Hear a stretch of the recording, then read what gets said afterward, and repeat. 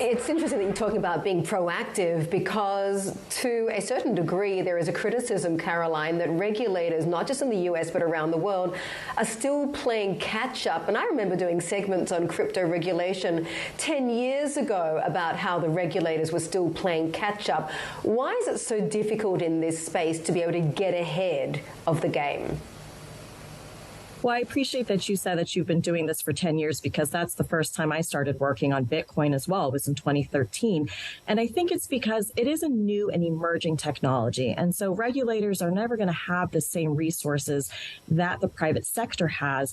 And so in making sure that we understand and bring our collective expertise and regulatory experience to bear in developing a framework, that's why I believe a principles-based approach is best, because a principles-based framework means that you don't have to envision every possible permutation of what a future product or market might look like, but instead you want to ensure that we are adhering to basic standards. You know, I've said before, don't lie, don't cheat, don't steal. These are things that we all should understand, and it's important that for any emerging technology, that the operators of those technologies know that the rules apply to them too.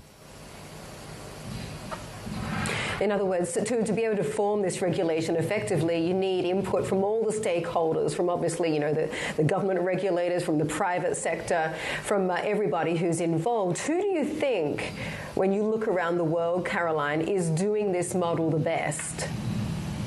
Well, that's exactly the point, is that you need input from industry experts and from the people who are actually developing, exploring, and deploying these new technologies.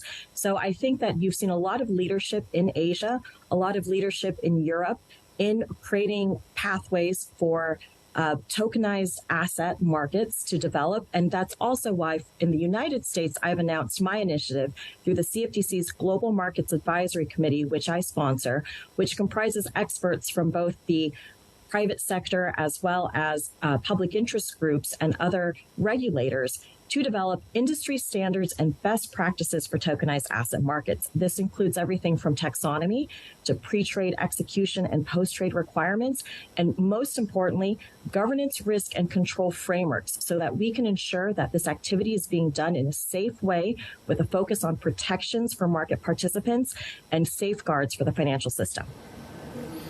Caroline, the challenge for regulators is that they don't want to stifle innovation, of course, but if the rule book is not up to scratch, then quite potentially another FTX could take advantage of and exploit any loopholes in the system. What is at stake here if global regulators, and it's important, I'm sure you'll agree, that this is a global effort. What is at stake here if the right balance is not struck?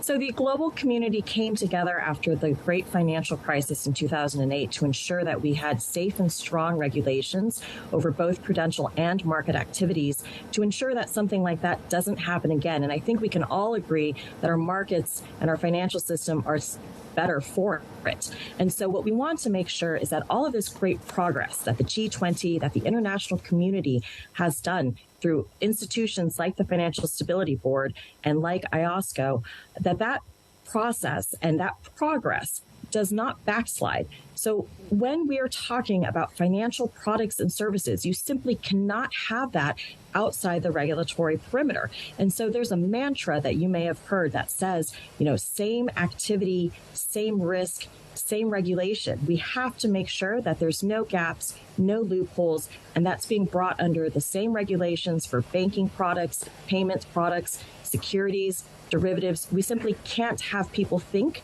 that they can evade the regulations.